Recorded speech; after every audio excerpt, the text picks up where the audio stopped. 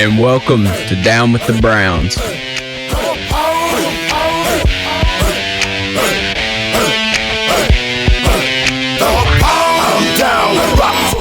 And welcome back to another episode of Down with the Browns. You're here with your host, Christian. I have a very special co-host today in Jacob Carroll. How you doing, brother? Doing good, bud. It's good to be here again. And on this episode, we're actually doing this as a live recording. It's just me and you here. Yeah. We're actually in the same building. It's the first time we've done this. Yeah. And on this episode, we're going to be talking about the divisional round of the playoffs. We're going to do a quick rundown on that. Talk about Baker's successful surgery. Yep. Talk about a few free agency targets in multiple positions. And we'll do a rundown of most of the receivers in this upcoming draft. And I guess we'll just start off by, I'll ask you who you think's going to win tonight's playoff games and the Bengals and Titans. As far as tonight's games go, I'd say the Titans will take over that one. Their defense is probably going to be a little too much for the offensive line of Cincinnati. I think they'll be able to control the ball, control the line of scrimmage. It's going to have to take some mistakes on Tennessee's end in order for Cincinnati to win. If they stick to the run game, that will eliminate less of those mistakes. That was the biggest reason the Pittsburgh Steelers beat them in the regular season. So if they can eliminate the mistakes and just run the ball, keep the ball, they should be able to win. Yeah, I totally agree. They get Derrick Henry back tonight, and hopefully they feed him. Yeah. They feed him a lot, and because that's their powerhouse. Yep. And when they can run the ball effectively, they're winning games big. So I think the Titans win that one. Yep. I'm going to say 24-17. That's what I was thinking, 24-17, maybe if it does somehow go into overtime and Cincinnati's able to add some points, maybe something like 27-24 or 30-24, something like that. Okay. And for the later night game, the 49ers at Packers. I've got Packers in that one. If they play like they're capable of, it may not even be a close game. I think they will handle the 49ers pretty well. Not that the 49ers are a bad team. I just think the Packers have the advantage in almost every position, I feel like. I know Deebo Samuel was the main reason that, they were able to put so much points and have offensive production against the Cowboys last week. I don't see that happening again this week. And Green Bay should be able to win. I'm going to say something like 31-17, 31-14. Okay. I'm going to go opposite of you. I think that the 49ers are going to pull it out. I think that defense is hauling some hay this year, and and I think Jimmy G's going to come out. He's going to be swinging. I think Debo's going to be that X factor for him. And Kyle Shanahan just brings it. I feel like every time they face off, or just even the 49ers in general, every time they face off against the Packers in the playoffs, it's like they got Aaron Rodgers' number. Yeah. So that could be the case. Now, when they played each other in the NFC Championship 2 years ago, was that game at Green Bay or was it at San Francisco? I want to say it was at San Francisco. I feel like they went like 14-2 that year. Yeah, that was the year they were going off. That game, I want to say it was at San Francisco. This year, it's at Lambeau. Winning at Lambeau is very difficult to do in the month of January. Yeah. It is very difficult to do. I know Tom Brady did it last year. Other than that, which he's the GOAT. So. Yeah. Other than that, I don't see really many teams beating Green Bay on their own home field. Yeah, it's really hard to do. And so on the Sunday games, I believe that the Tampa Bay Buccaneers and the Rams game's the early game? Yep, that's the early game. I want to say 3 o'clock. Okay, so let's hear your predictions on that one. I'd say the Bucs will take that one. Basically, where it's at Tampa Bay, I feel like, they are destined to make it back for a second straight year to the Super Bowl. That's been their goal the whole year. It seems like to me that the Rams seem to struggle on the road in certain games. I know they beat the Cardinals at Arizona, but that's the only game where I see that they won pretty handedly on the road. And Tampa's practically unstoppable at home for the most part. So I feel like Tampa's going to win that one. Yeah, I agree. I kind of have been noticing Matt Stafford his inconsistency. Yep. It's something to be aware of, and that defense. The only thing that I think that the Rams can rely on that could probably get them to win is that defense. Yep. That defense is sick. Absolutely. It's gonna be fun to watch that front four go against the Buccaneers. Yes. Offensive line, because they've got especially if Tristan Wirfs plays. Oh yeah. If that full line plays against Los Angeles's front four, that'll be a very good trench battle for sure. Yeah, it'll be one to watch, and I agree with you on the outcome of that. I believe that the Bucs will win that one. I'm gonna say 31-27. I want to say Bucs too, but it'll probably be even more high scoring than that. I wouldn't be surprised. Especially in the second half. I feel like the first half is going to be kind of laid back, and then the second half is just going to be points. I'm thinking something like 42-35, 42-32, something like that. So you're betting the over? Yeah. No, not at all. But, okay, and moving on to that final game. The Bills and the Chiefs. That will actually be probably one of my favorite games this entire playoffs. Because, of course, you've got that high-power Kansas City offense. They can drop 30 at the drop of a hat. And they're going to be playing arguably the best pass defense in the NFL. That is the Buffalo Bills. They're going to have to change some stuff up if they want to try and win this game. But right now, this very moment, I've got the Bills winning. Something along the lines of like 28-24 type game. It's going to be a close one, but I see the Bills winning. Yeah, I think this is going to be one for the ages. You're watching two of the next dynamic dynasty quarterbacks in Josh Allen and Patty Mahomes go face to face. And coming off of last week, you got to see them both go off. Josh Allen probably had one of the best performances I've seen in a while at the quarterback position last week. And I think it's going to be a good game. I think you're going to have Josh Allen and Patty Mahomes are both going to have like just these extraordinary stat lines. So, but I think the Chiefs are going to win this one. I think that the experience that the Chiefs have, and I think they're going to have the calmness to go in and win that game. I think that's what's going to win it is the experience.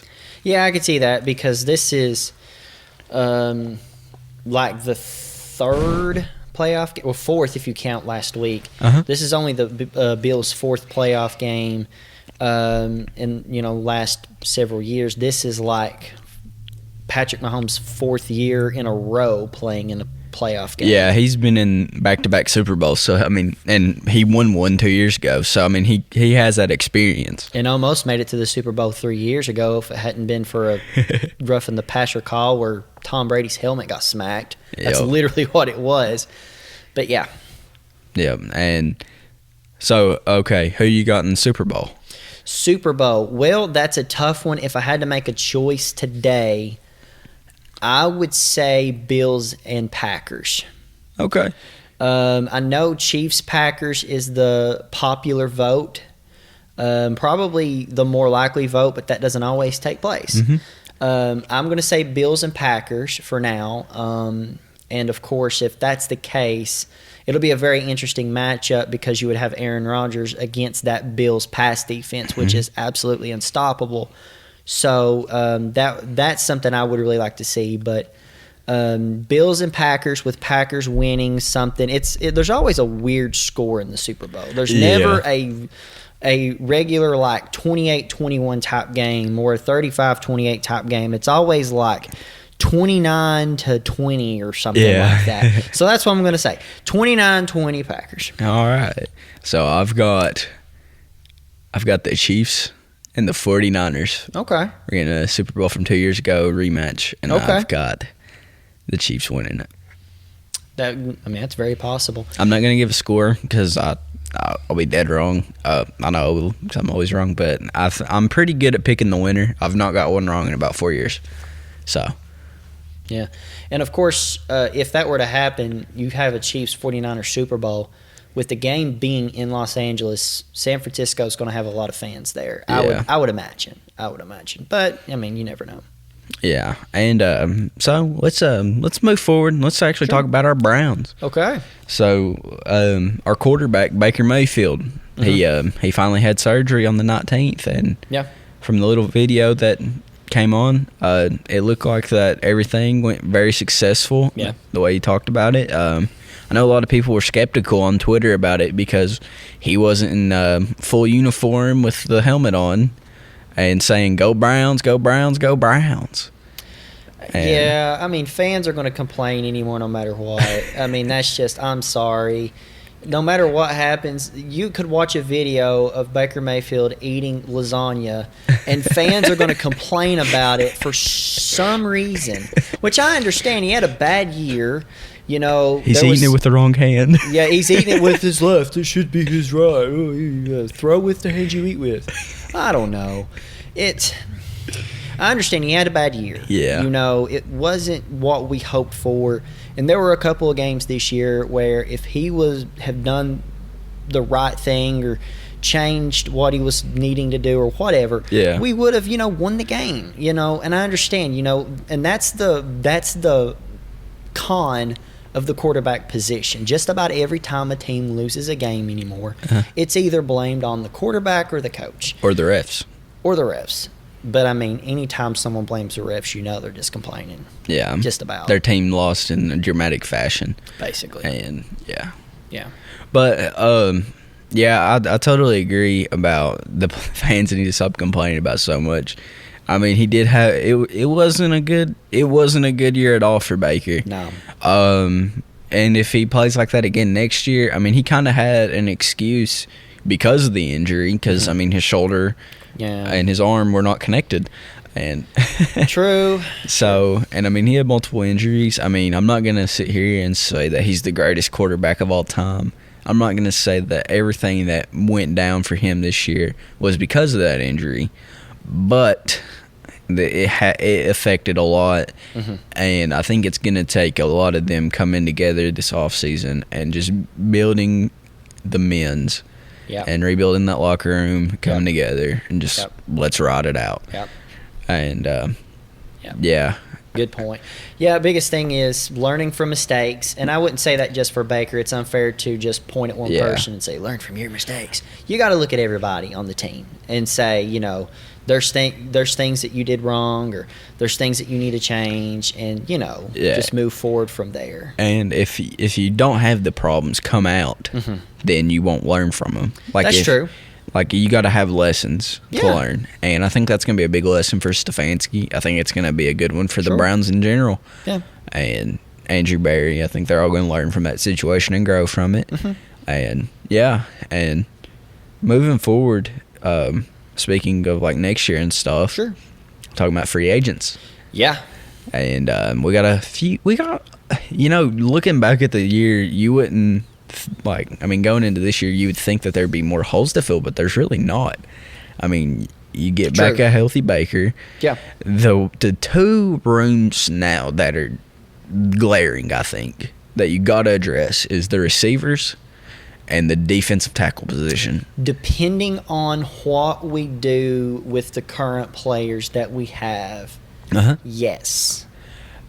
Yeah. Depending on what we do with what we've got right now. Yeah. It's going to be interesting to see how they approach it. I think, honestly, the more and more I think about it, I think that they figure out something to bring back Juice. I think he's going to be back next year. I hope you're right.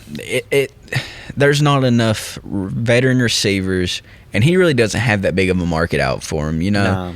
Because, I mean, he's not the Devontae Adams receiver. He's not this big Tom Flashy guy. He's a consistent middle-of-the-pack receiver that's good for everybody. Yep. His leadership skills are beyond most receivers, though. Yep, and that's what we need for next year is that leadership mentality. Yeah. Because that's what ultimately was kind of what brought us hope from that 0-16 season. Yep. You know, we was watching Hard Knocks, and he just addresses the entire wide receiver room and says, if you guys aren't going to give your all, you just need to leave. Pretty much. Basically, pretty much. And it's contagious. It was contagious, yeah.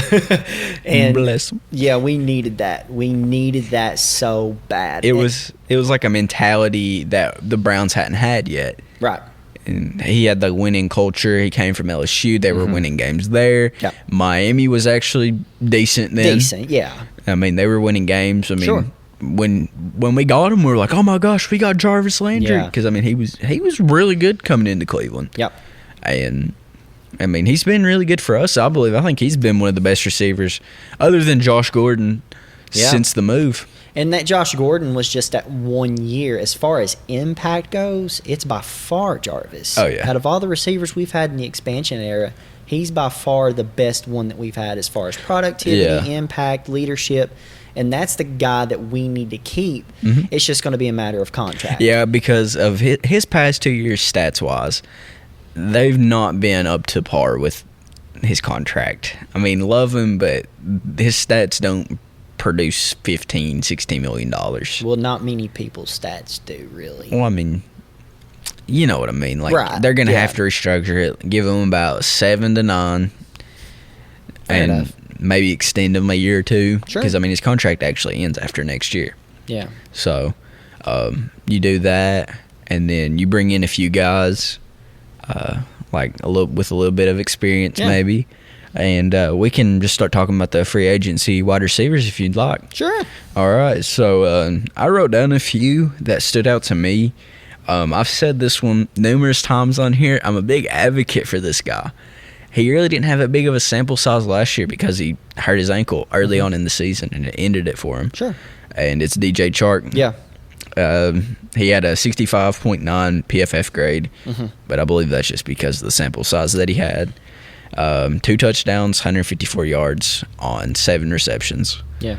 And I think his size would be just phenomenal in the system. Yeah. It's a good guy, the end zone. Yeah. Yeah. So I feel like I'm repeating myself, like I've said numerous times about this guy. But just in case the listeners haven't heard me say it. Sure. So who's somebody that's kind of caught your eye that's in free agency this year? In free agency, as far as the receiver position, there's not really anyone specific that has caught my eye, mostly because a lot of these wide receivers in free agency have very large payoffs, if you will. Yeah. If we're going to get someone in free agency that's going to, help us long term, we'd really have to fork out the money, and there's a lot of money decisions that are probably going to have to be made in-house. Yeah. So I like the DJ Chark decision. I mean, if we were to get him, I wouldn't be mad at all. I don't think he's going to have a large payoff. Yeah. He's probably, if we had to get someone in free agency, he's probably your best pick receiver. Yeah, because, I mean, he's still young. I think he's just 26. He's tall. Not a lot of people. He's not the flashy name. He's not had this huge, illustrious career yet. And I feel like he's one of the middle-of-the-road receivers. And you got to have those guys. Like, you can't just have a star and then some crappy receivers, because that doesn't – I mean, you got to have the guys that can go out there and make the catches. You got to have the guys that are in the middle of the road. And I believe he could be a solid 2. I believe he could be a solid 2 for it. He could. So, yeah. Plus, the quarterback situation in Jacksonville hasn't been great for him. The coaching situation wasn't great for him. But he really didn't get to play under last year for Urban. Oh, yeah? Because he got hurt, I think it was like week 1 or week 2. Oh, okay. So he really didn't get to play much. Yeah. So, yeah. And because, I mean, a lot of people thought he was going to have a breakout year with Trevor Lawrence, because they're like, okay, he's in this new system. He's got a good quarterback. He might break out. And then he gets hurt real early in the season. And I feel like they're going to go out and get one of Clemson's receivers for Trevor, and they're going to sign some people that he's played with. You're probably right. So, is there any chance that the Jaguars try to make an effort to keep DJ Chark in that event? They may. I really don't know how they feel about him, but and I really hope that they don't, and he's in Cleveland next year. I wouldn't do that either. But another receiver that really catches my eye is Cedric Wilson from Dallas. Yeah. He wasn't the one, he wasn't the two. He was just kind of the guy that would come in, and he still had a really good year just to be the guy that wasn't a predominant pass catcher. Sure. He had 45 receptions, 602 yards and 6 touchdowns. Yeah. And he had a PFF grade of 71.7. And I think that's somebody we could use in that like a 2-3, like wide receiver 2-3. He's speedy. He could play the slot real well for us. I think he would be a good option if we do move away from Jarvis Landry. If we do move away from Jarvis. But, I mean, I think he'd do well with us even if we don't move on. I think because his payout's not going to be ridiculous. Like, you could probably get him on a 2-3 year deal, 10 to 15. Maybe. So, like, $5 million a year. So, sure. I think you could do that somewhere in there. And I think another receiver that we could get like on a low pay is Jameson Crowder. He's a speed guy. He's a guy we could throw in the slot. He's a burner downfield. Played for the Jets. He's not really had the competent quarterback play as well. And he had 51 receptions, 447 yards, and 2 touchdowns on the year.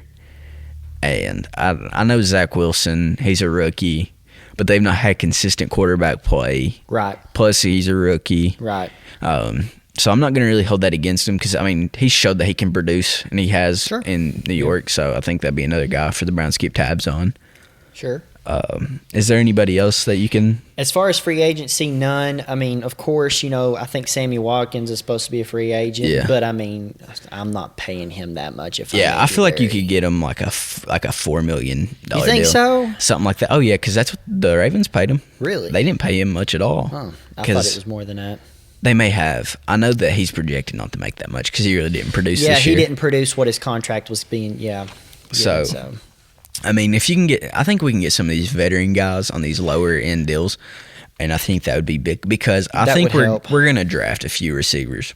I think so too. Because I think with that 13th pick, I know I'm moving ahead, but I think that we're going to sign people to be mentors because the number one pick for us at 13 is going to be your number one receiver moving forward. I think that's what they're going to pick there. I think that's the goal. Yeah. That's the goal. Yeah. And moving forward from the receiver position, I think one that's glaring on the defensive now after the whole Malik McDowell situation, I think is defensive tackle. Yep. And me and we've been talking about defensive tackles. We kind of talked about it before the situation went down on the podcast a couple weeks ago. And I've came down with some people that I think that would be good to target. Sure. Hakeem Nicks. We'd have to pay him a little bit more because, I mean, he's still a stud. Oh, yeah. He had a PFF grade of 72.3. He had 5 sacks. Yeah. And that's pretty good from the defensive tackle position. Yeah. And 17 total tackles. And okay. So, I mean, he's not really got the tackles. And it shows that he's not – I mean, he's still a good run stopper, but he's not making the tackles. He might be getting the holes for the other guys. So, yeah. I mean, we talked about it the last time we were on our podcast, and we were thinking, keep Malik McDowell. He was one of the best defensive tackles we've had, and, Malik Jackson's probably not going to – be with us long term. Mm-hmm. And now it's like the opposite. I mean, Malik McDowell, my apologies, Malik McDowell. Yeah. He's more than likely gone. Yeah, I don't see us picking him up again. I would be shocked if we did. Yeah, that whole situation is just kind of it's sad to see. And out of the blue too. Yeah, like I didn't expect it. I was thinking that we were gonna have to give him a 2 or 3 year deal to keep him here. Absolutely. And I mean, I was down for it. Oh yeah, because I mean, he did. I mean, he wasn't like no Aaron Donald-esque defensive tackle last year. He didn't have to be. Yeah, and I think he did solid though. Like I mean, he got like 4 sacks last year. I mean, that's pretty good considering he got Myles Garrett and Jadeveon Clowney. Yeah, and he made a lot of I like to call them quiet plays, quiet moves where he didn't get the big sack or the big play. but there was like within that first week when we was playing the Kansas City Chiefs, he was in that backfield like chasing Mahomes every now and again. I don't know if he got to him, but he was in that backfield affecting plays. Yeah. And he was such a good role player for the defense. I hate to see him leave. I really do.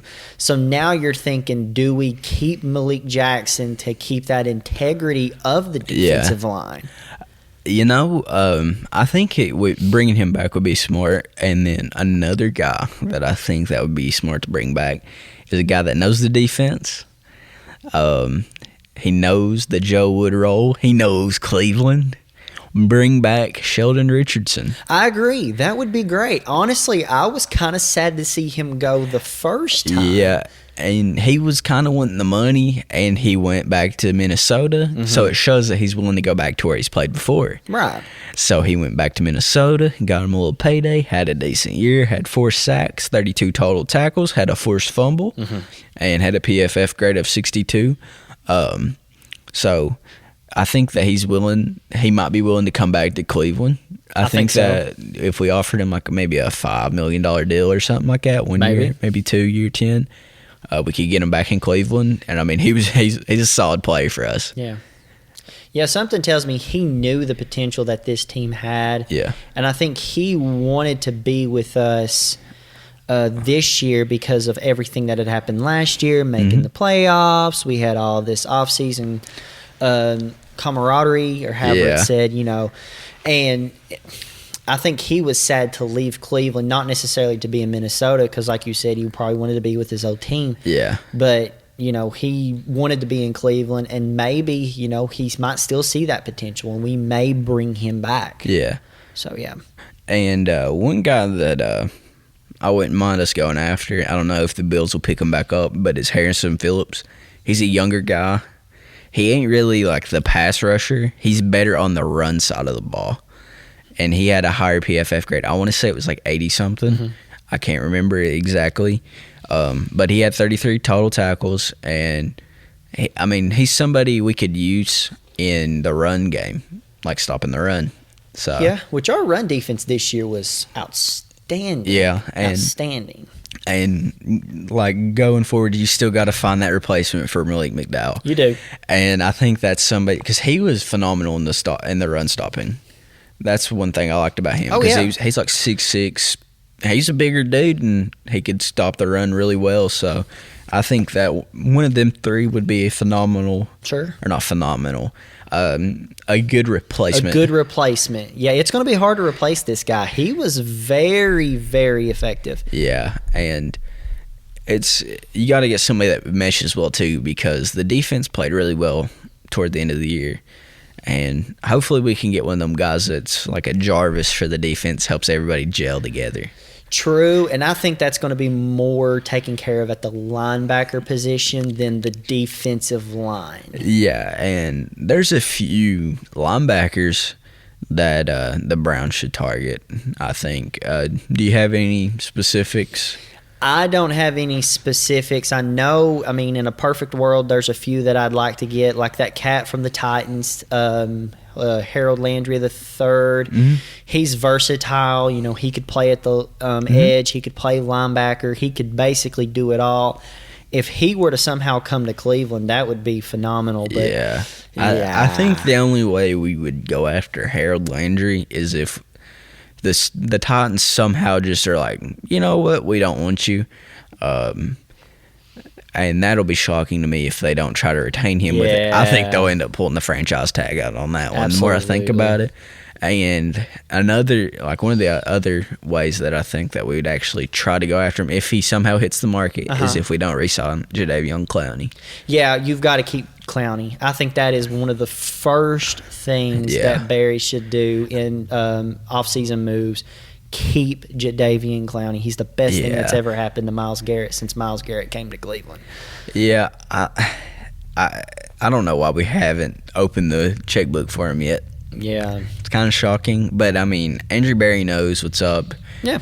He's still younger. He's not old. He's got a little experience on him. He's just 29. So. Yeah. And this is probably, this is probably the best year that Clowney's had in his NFL career. I mean, I can't think of a better year. Can you? It's probably one of his first years in Houston. Probably. Yeah, I'd say it's probably maybe his rookie year, sophomore year when J.J. Watt was going off too. Yeah. But I mean, he had 9 sacks. Was great in the run game. I mean, that was something I love to see. Was him back there. He'd stop the run real early in the plays. Yeah. And that, because I mean, Myles Garrett's a phenomenal pass rusher. He's a phenomenal defensive player. Mm-hmm. But it felt like every time that they would run, they would triple team Myles, and it'd be harder for him to stop. And then they get 5-10 yards down the field. And yeah, I think he's bigger. I think if we do move on without Jadeveon, it's going to be harder to replace him because he meant so much on the run stopping side of the ball. And just helping out Myles, that's why he broke the record. Yeah. So. Yeah, it's going to be very hard. If we were to not keep him, that's going to be tough trying to find a player to fill in that role that Clowney had last year. So, again, at all costs, literally, no pun intended, at all costs, keep Jadeveon Clowney. Yeah. And moving back to the linebacker position, I think that we should keep Anthony Walker. Yeah. Because, I mean, he did solid. He did good in his role. I mean, he didn't get to play every game of the season because of COVID, and he had an early injury. I think it was like week 2. He missed a couple games. Week 2 had to miss a couple of games. I can't remember the exact purpose, what the injury was, but he had to miss a few. But, yeah. And I think that he did really solid. And I remember when we signed him, a lot of the players, like Darius Leonard, they were like, oh, man, I can't believe we really let this guy go. And I was like, okay, we got a good one.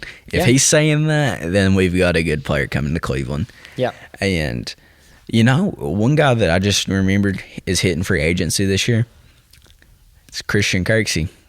If we could bring Gerardo Kirko back. That would be nice because he went through all the bad years. And I think he never, got to experience, the playoffs, which he plays for the Texans. Is that correct? Yeah, he actually, when we didn't, I think we released him, didn't we? Or we just didn't pick up his contract. I think we just didn't pick up his contract because it was large. Yeah. Then he went to the Packers, and that was last year when the Packers went to the NFC Championship game. So he did get to taste the playoffs, but it wouldn't have been as sweet as with the Cleveland Browns. Yeah, because the Packers are used to the playoffs on a yearly basis, whereas, going to the playoffs last year for us was just one in a million. Yeah, and the fans loved him. I mean, he's not the greatest linebacker. He had some pretty good seasons with us. I think he led the league in tackles one year with us, didn't he? I'm not sure. Probably. Or he was top 5 or something like that. Something like that, probably. And I mean, I wouldn't mind having him and Anthony Walker back there running the middle of the field, have JOK on the side, Jacob Phillips on the other. I don't know if you're going to get both, but you could easily see one of the two. If it's me, I would prefer Anthony Walker because he would be in his second year with Joe Wood's defense. And he's younger.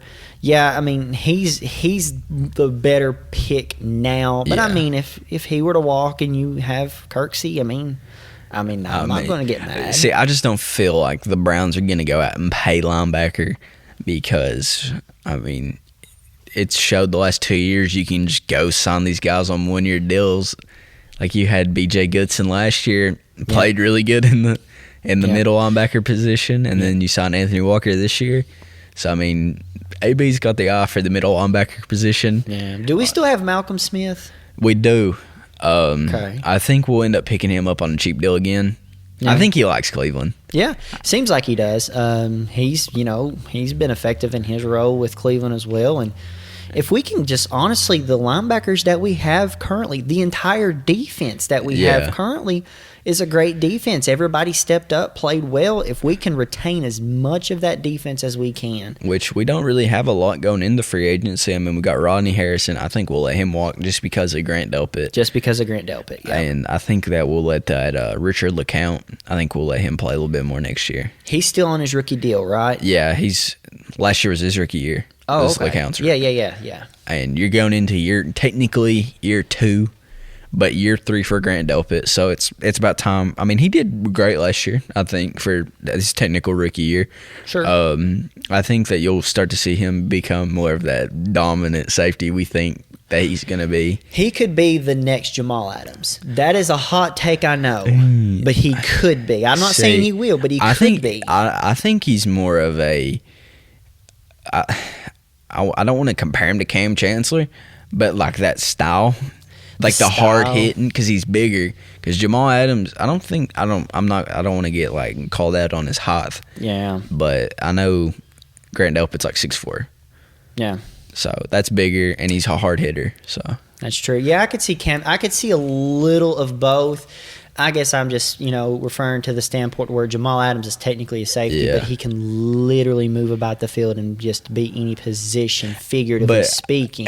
They also can both play like the linebacker packages. That's what I was trying to say. Yeah. I see where you're going. Okay, I get you now. Another guy that I think that we got to keep is MJ Stewart. Down the stretch. Yeah. That guy, I mean, I was checking PFF earlier, and I made this tweet earlier today on the podcast Twitter, and he was ranked 5th. Really? And on PFF, he had I want to say 86. I'm not looking at it right now, but and his coverage was phenomenal. Yeah, my gosh, his improvement from last year to this year. I remember screaming at my television because of all the stuff he was doing last year, and I just wanted to. Which we were throwing him in bad positions because, I mean, he was having to play the 1, the 2 corner. Yeah, that's true. He's more of a nickel, which is what we played him at. And he played more safety, too. He played a lot of safety this year. Yeah. Because, I mean, LeCount really didn't get much playing time. And I think MJ Stewart was the reason because of that, because he played a lot.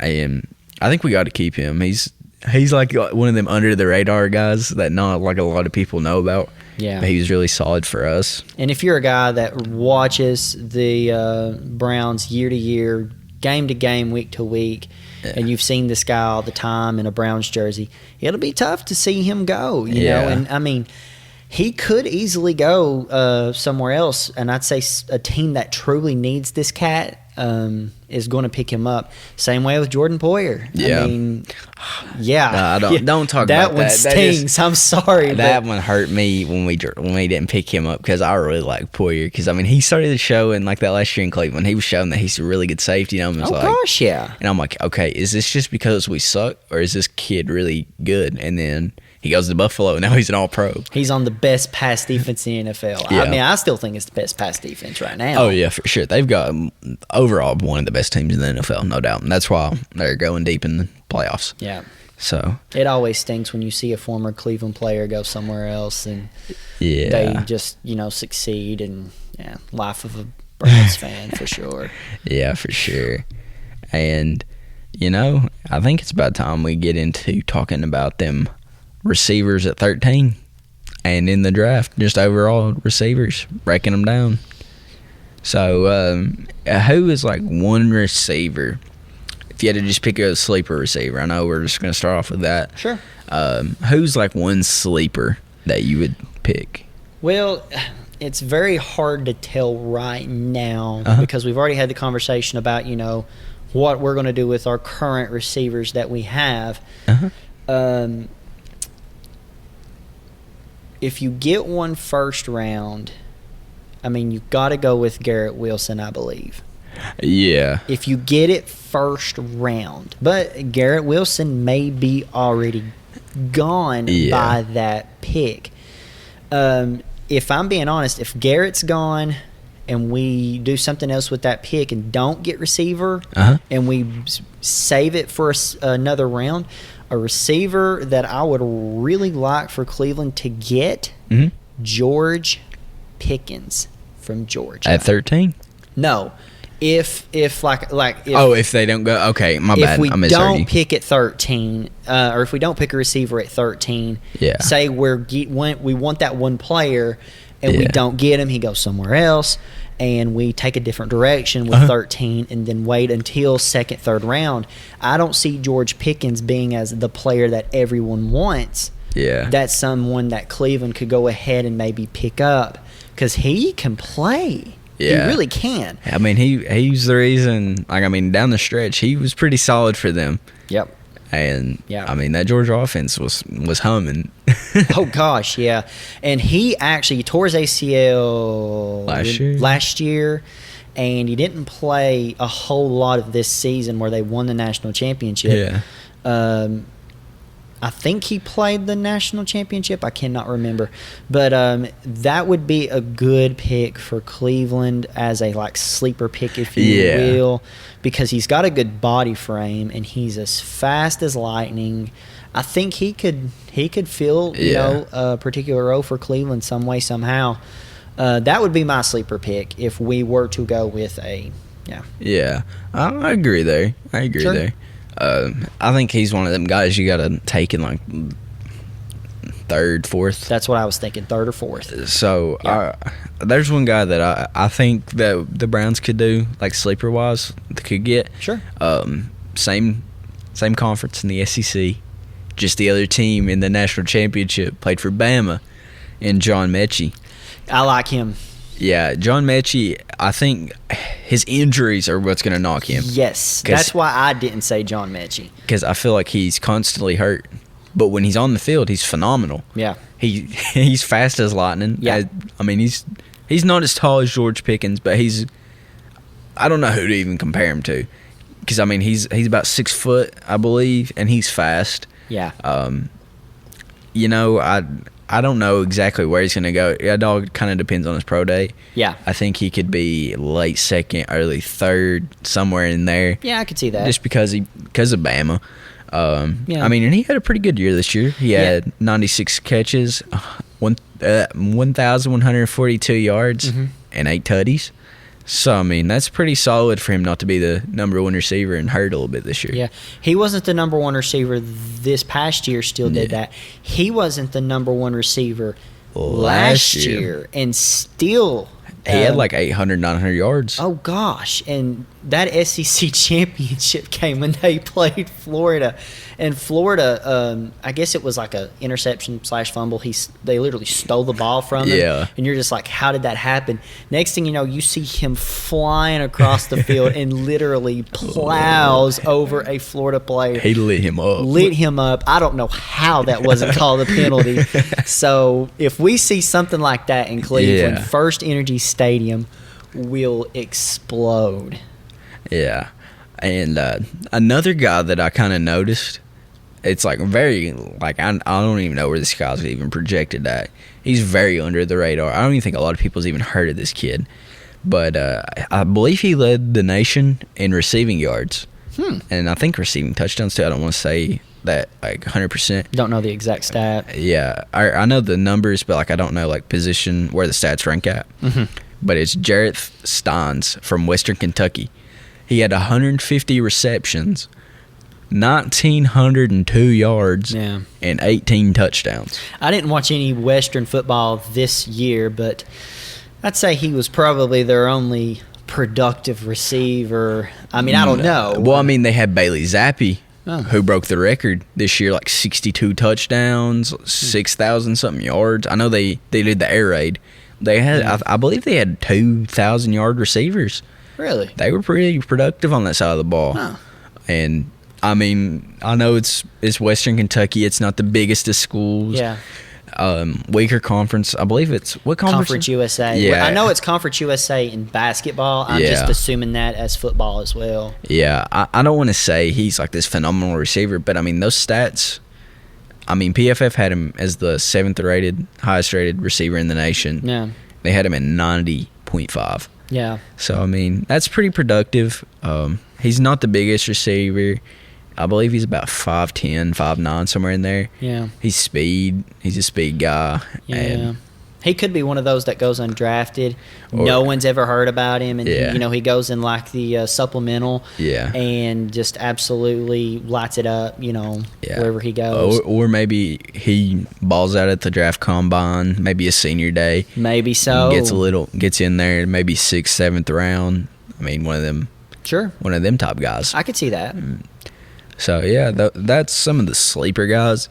But let's go back to the first round. We got to talk about them guys. I mean, we've talked about them before. Okay. But the more and more I think about it, the two guys that I think that are going to be the most appealing. Sure. Because I honestly, I don't think Garrett Wilson's going to be there at 13. I don't think so either. A lot of Ohio State people who are listening to this podcast right now, be warned, if Garrett Wilson does not get picked by Cleveland and gets picked earlier, don't get your hopes up too high because he's up there. Definitely up there. Yeah, and I think that he might go top 5, dude. Because I know that the Jets, they may go receiver. I know they've signed some big name, or they've not signed big names, but they've got a decent receiving corps for Zach Wilson. But they might go out and get him his receiver. Like, okay, this is your guy. Yep. Or go like, okay, who do you want out of this draft? Do you want a receiver? And they go get Garrett Wilson. They might get somebody else. Yeah. But I think Garrett Wilson's the consensus first receiver going to be taken in this draft. I mean, realistically, that's what we're thinking. Realistically, that if he's alive by that point, that's what we need to get. Yeah. I mean, I would think so too, because Jordan Davis, if he is not a top 10 pick, a bunch of those teams that are top 10 must have lost a bet and said, we're not allowed to pick Jordan Davis because we lost a bet. Or there might be like a Larry Mean Tunsil incident. Yeah. Like something happens on draft day. You never know, man. Or he might have like a bad combine. Like, that's the crazy thing right now is that people like really pay attention to these like pro days, right? And like the combine because like Zach Wilson, I don't think he was a projected first round pick before like about this time last year. I can't remember. That's a good question though. And I know he wasn't projected above Justin Fields or Zach Wilson or kid from North Dakota State. Trey Lance. Yeah, Trey Lance. A lot of those quarterbacks were not projected very high because of team need, and I think those teams were just like, you know what, we're going to make the splash pick and get these guys, and that's what they did, and neither one of them have really done anything this year. I mean, the Jets, you can't really hold them to anything. They don't really got the talent. They don't. And the 49ers still have Jimmy Garoppolo. Yeah. Trey Lance is probably in a very, very, very good position right now. Yeah, he got put in the best position. I think so. I questioned that pick at first because I was like, 49ers don't need a quarterback. They could have went after Jamar Chase. That's what kind of it shocked me. I thought if the 49ers were going to go quarterback, I thought they'd go Justin Fields. Really? Yeah, I thought they were going to go Justin Fields. I was sold on him beating San Francisco because, I mean, coming out of college, just went to a national championship, went off. And, I mean, he was the more, I guess, put in the spotlight quarterback over Trey Lance. But, Shanahan's got that brain working, so. Yeah. I mean, they went that way. But you can't really question Kyle Shanahan for sure when it comes to those types of decisions. Yeah. So. Yeah, and it's going back to the draft. Like, you kind of just don't know how teams are going to pick because the combine, like John Mechie may go off at the combine and become a first round pick. Yeah, like, and may go off in his pro day and sure. Like, I mean, or he could do terrible and fall down to like the 7th round. Yeah, he fell to the 8th. He fell to the 8th. There was, he was still waiting. Everybody was loading up the draft, buddy, stage, and it was over, and he's still sitting there. Hey, John. This is Christian with the Houston Oilers. We're gonna take you here in 8th. But I mean, if I'm thinking dream pick scenario for Cleveland, I mean, we know Jordan Davis is going to probably go top 10. If Jordan Davis is available at 13, you got to take him. We have to take him. Yeah, you got to take him. Oh, my gosh. And that would, I mean, honestly, the Malik McDowell story is... Who? Exactly.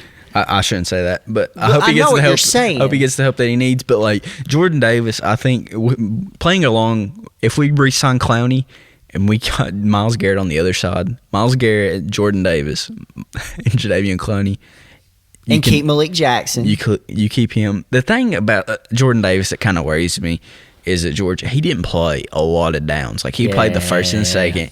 So I feel like he wouldn't be able to keep up with that pace. And he's a big dude. Like a big He would have dude. to thin down a little bit. Yeah, for the NFL. Yeah, he's going to have to drop about 30 pounds. Mm-hmm. And, like, I mean, because, I mean, he's like 350, dude. Yeah, and big dude. I mean, when you're playing in college, it's a lot different than the NFL. Ain't that the truth? And these tackles and guards are a little bit different. Yeah. So. Yep. Absolutely. But I mean, please, if he's available, we have got to get him at 13. Oh yeah, he'd be a phenomenal pick because I think sure. I think in Joe. I mean, Joe Woods his defense is. I think he's a good defensive coordinator. Yeah. I think he got a lot of flag last year, and I mean, I was giving it to him. I was like, fire Joe Woods, he's trash. And for the first couple of weeks, I mean, I was kind of like, this he's awful. But, you know, it's like he's finally getting the players that fit his scheme. Exactly. And it's working. Yeah. So, and down the stretch, we had one of the best secondaries. We had one of the best front fours. Yeah. And I don't know how the linebacking core ranked, but, you know. I'm sure it did well, Jeremiah Owusu-Koramoah proved that he's the Lamar Jackson stopper. Oh, my gosh. Well, we don't want to say that to a certain degree. That's not what I meant. But I know what you're saying. That first game in Baltimore, he was everywhere, though. Oh, he was. I kind of forgot that he was the reason that Lamar went out. He wasn't trying to do that. Let's, put that out there. But, I mean, if JOK is not in that position to sack Lamar at the game that you were at, Lamar doesn't get sacked. Lamar doesn't get injured. I mean, I'm not saying we wanted him to, but you know what I'm saying in the fact that play could have went much differently because with the way that offense works, when those plays go more than 5 seconds, 6 seconds, it's a free-for-all. It's a free-for-all. And that JOK sack was what kind of sealed the deal in, stopping a potential play. But, of course, we got injured and stuff. So. Yeah, it was – I hate to see him go down because I would rather beat Lamar, Of course. Just to beat him. Yeah. But, JOK's he's going to be special. Oh, gosh, yeah. He's phenomenal. Yeah, I remember the day we picked him. I was actually I wasn't actually being able to watch the draft because I was out of town. And I saw the pick on my phone, and I was just like celebrating in public, going crazy. Honestly, I didn't think he was going to be there at 26. I didn't either. And we took Greg Newsom, and I'm like, okay, I wanted JOK because, I mean, he's like, we need a linebacker, but, we need a corner, so I was fine. And I was really high on the kid, that Caleb Farley. I was really high on him. He was good, too, yeah. That's who I wanted. And Tennessee took him, like, right before us. Yeah. Then we take Greg Newsom. And Which was a good pick as well. Yeah, great pick. I'm glad we got Greg Newsom, no doubt. But I wanted JOK so bad because he was like, he's supposed to be this top 10 player, and you're like, okay, if he does fall, you got to trade up and get him. And then he hasn't got picked by like 20 yet. And I'm like, the Browns got to move up. And then we pick him. He doesn't get picked the rest of the night. And you're like, oh, wow. I'm like, okay, they're going to move up to 33 and take him. Keeps going. And then we eventually do call up and make the trade, take JOK, and it's going to be one of the biggest steals in Cleveland Browns history. Probably. Definitely. As far as, draft picks goes. Yeah. And at the time, you got to think at the time, we didn't know what was going to happen with Greedy Williams. Yeah. So we had to say, okay, we've got to get a corner. And at the time, cornerback was the biggest need. Yeah, and I agree. And that's why we had to go with Greg Newsom, which was an excellent pick. And then essentially we got 2 first-round picks. Oh, yeah, for sure. Which, of course, was, the best thing to happen with the draft being in Cleveland. I mean, it couldn't have went any better. The past 2 drafts overall, if you want to take it a step further, past 2 drafts overall have been phenomenal. Yeah. Not a single player that we've picked within the last 2 drafts. The only player that I'm skeptical of right now is Anthony Schwartz. Skeptical of right now. But who knows? I see. He did not have the year that we thought he was going to have. Yeah. Literally, the football would be right in his chest.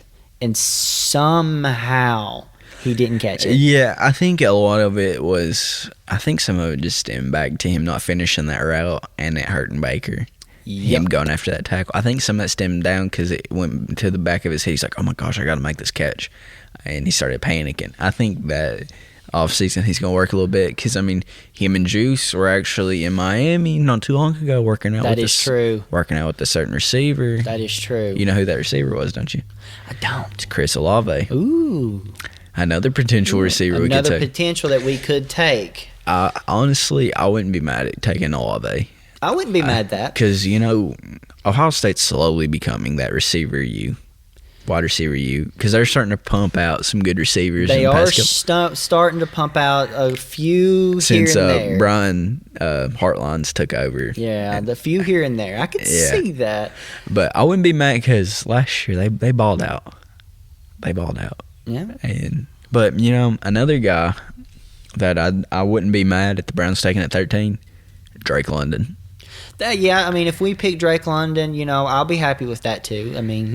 He's a bigger body, and I tweeted this the other day. I said, just imagine, and it was DPJ who's 6'2", GJ Chark 6'4", Drake London 6'5".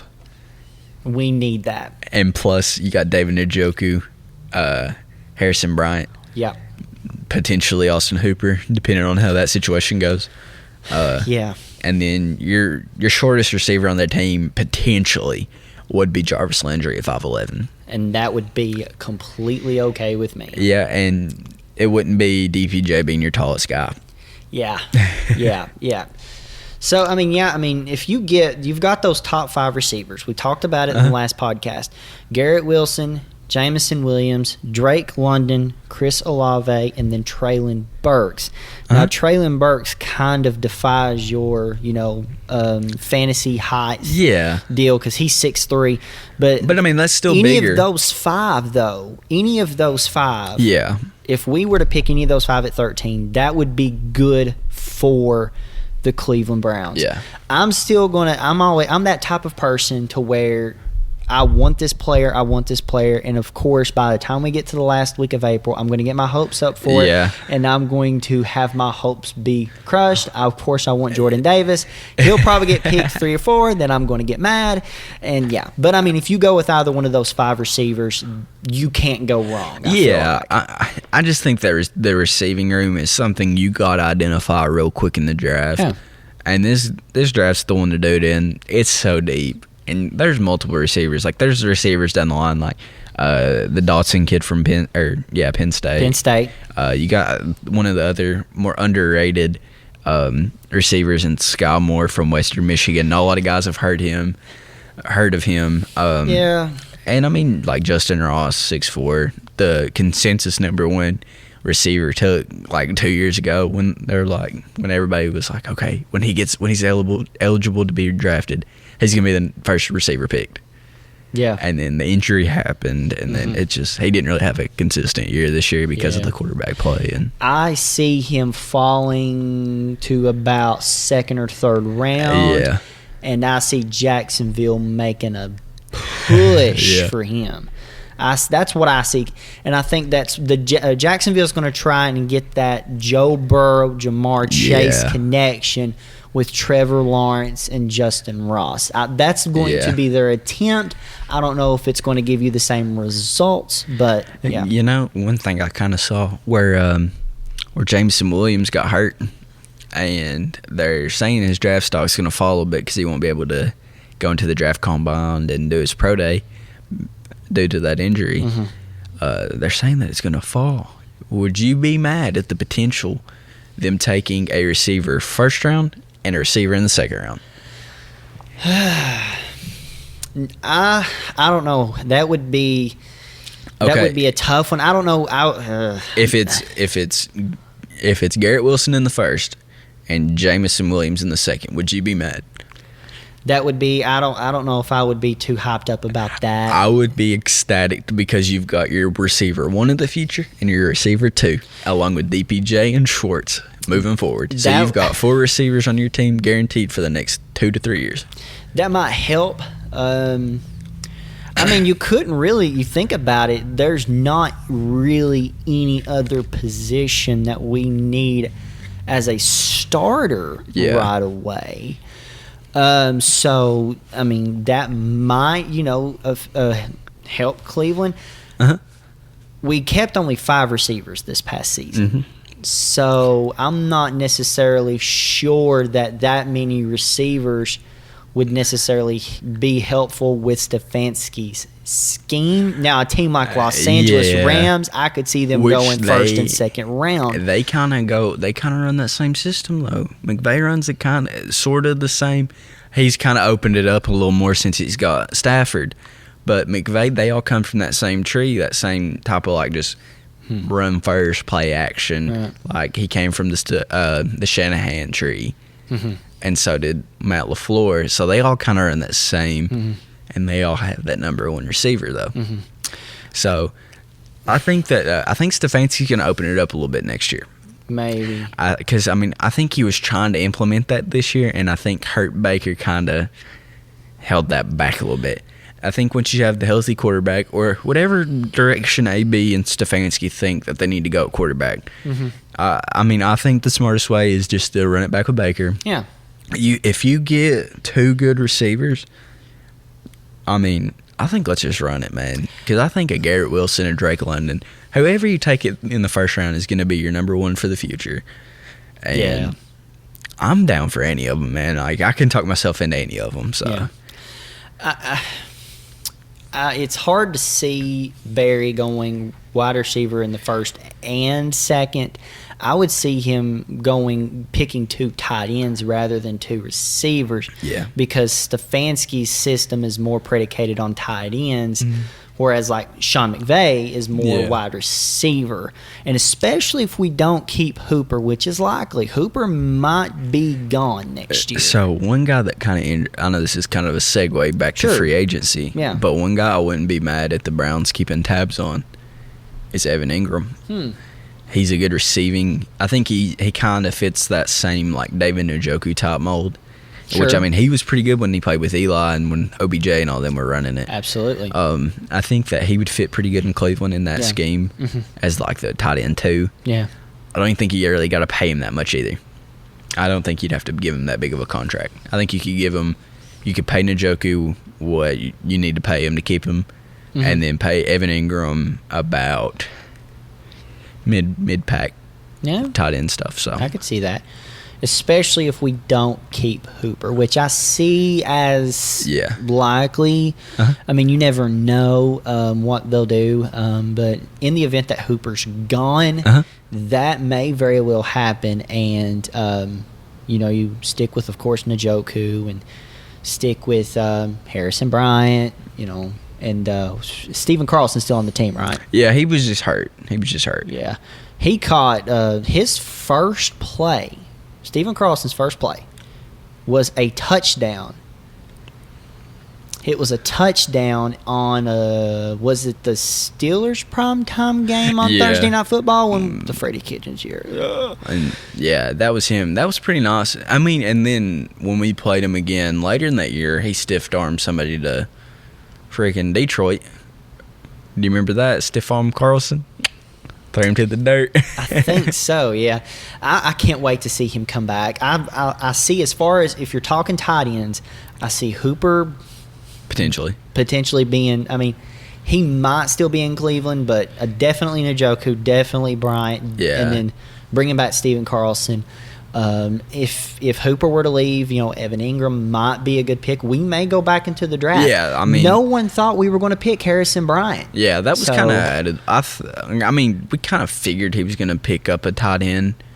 I figured we'd get one like 6th, 7th, like just kind of a guy that'd be on the practice squad and then maybe a late cut towards the tail end. Yeah, and that was about it for tight ends for me, because after we got Austin Hooper, I was like, let's run it, baby. We got 2 tight ends, let's go. Yeah, and I can't wait to go back to that 2 tight end set, because you didn't see a lot of that this year. We ran a lot of 12 personnel. Yeah. And so but so we're winding this down. Let's get a hot take for next season. What is one just hot take you think's going to go down next year? Oh, man. It's so hard to do that when this season hasn't even ended. Yeah. Just like way too early hot take for next year. Man. If I'm thinking for next year, I think we can win the AFC North next year. We can. Let me say it that way. We can win the AFC North. Because everyone's seeing what the Bengals are doing, and of course the Ravens, the entire Baltimore Ravens team was injured. Yeah. So it doesn't. And the derailing of the Pittsburgh Steelers is right in front of our eyes. Yeah. Popular media, popular opinions, not going to put Cleveland at the AFC North. They're going to have the Bengals winning the AFC North next year. Yeah, they'll have the Bengals or the Ravens. Yeah, they'll count us out big time. And I think next year will be the type of year 2020 we had in 2020, because nobody really expected us. They were all expecting an 8-8, 9-7, 7-9. Last year we had the type of season. Or last year we were expected to have the type of season we had this year. Does that make sense? Yeah. And I think next year we'll have last year's season. I think we can win the AFC North with a 17-game schedule. We've got the NFC South. We have the AFC East. I'm wanting to say we will have to play the Chargers again. Yeah. And I'm wanting to say the Texans. Did the Raiders jump to the third after they beat them? The Raiders finished second in the AFC West. That's right. So the Raiders will play the Steelers next year. Yeah, that's right. We will play the Chargers. And then we'll play the Texans. And the Texans are still struggling. So I feel like we're in a better position than the Bengals. We're not in as good of a position as the Ravens with the scheduling, because the Ravens will get to play the Jaguars. The Ravens will get to play the Giants. We're going to be playing Washington, and Washington is very underrated. They've got a really good defense. Their record ain't as good as it says, because, I mean, they lost Chase Young midway through the season. I mean, the quarterback play, I'm not hating on Heineke, but he's not a franchise quarterback. And Ryan Fitzpatrick's going to come back. Oh, yeah? Yeah, he'll come back. And that was what they were banking on this year, was Ryan Fitzpatrick. Do you think that they take a quarterback in the draft? I think they do. I don't think it'll be a big pick. Yeah. I think it'll be more towards the end, third round, fourth round, but I think they get a pick. I think they go after that kid from Cincinnati. Could be. Oh, yeah, could be. But going back to Cleveland, I think we are in a very good position to win the division. But it's going to be all predicated on winning the divisional games. Yeah. The Ravens lost 9 games this year. 5 of those 9 losses was in the division. So that was their biggest reason for not doing anything in the AFC North. But, of course, they'll have some of those easy games. We'll have some, we won't have to play as tough opponents as Cincy. And, of course, every time we play Cincy, we are Cincinnati's kryptonite. I have just come to that conclusion. Since Jarvis Landry's been there, since Jarvis and Baker, since that turnaround kind of happened, we've kind of owned Cincinnati. Yeah, we've only lost 1 game against them, and that was in the Freddie Kitchens year. And I truly believe the team knew it was just like, why are we playing this game? This is just, end of the season. And I think the Bengals wanted something to play for, because they were already getting the number 1 pick regardless. So they just wanted to say, we beat the Browns, the team that was supposed to make it to the Super Bowl with Odell and Baker and Jarvis. So I think that's the only game that we've lost to them since Landry. Yep. I'm pretty sure. Baker's 6 and I believe he's 5-1 against them, I believe. 5-1, and that one loss is what we just talked about. So yeah. But yeah, that'll be your. I'm hoping we can get Cincinnati again week 18. Yeah. And that be your AFC North championship game. Yeah. I would like for that to happen. And I mean, yeah. So. Yeah, and I dig that. I hope we do. I hope we win that. And that's the goal for next year. Goal should every year be the Super Bowl, but we've not seen one of them yet. No. Not even an appearance. But the goal this year was to win the division, and we make certain decisions in certain games, and we win that division. Yeah. We were right there. Field goal kicking. Yeah. That we got to get a kicker. Yeah. I don't care if we use every bit of cap space we got. Go get me a kicker. Yeah. Get Justin Tucker, steal him from Baltimore. No, man, bring kidding. Phil Dawson back. Oh gosh. Bring him back. He's 65, but let's bring him back. We'll bring old Lou Grossa back. Well. That's not possible. But yeah, man, this has been a fun episode. Absolutely. Yeah, I'm glad you hopped on with me tonight, brother. Yeah. And Well, this concludes another episode of Down with the Browns. Thanks for listening. And just check out all our social media. We're out there on Twitter, Instagram, Facebook. Got a YouTube channel now. And a Twitch. We've not went live on Twitch yet, but we're going to get that going. Yeah. But go Browns. There you go. Ready to ball, not on my team, we gon' get along. Orange and brown, running the town. The MC champs, I'm loving the sound. Ready for steel, ready to rave, ready for fall, ready to bang. See us, we coming, we styling, we locking, we passing, we running, we touching it down. Cleveland the city, we good, we did it, we been through the gritty, we loving the Browns. Never will chill, never will lounge. We are the dogs, we are the hounds. Never the fears, we blew and we bleeding, so get on your feet, cause we are the Browns.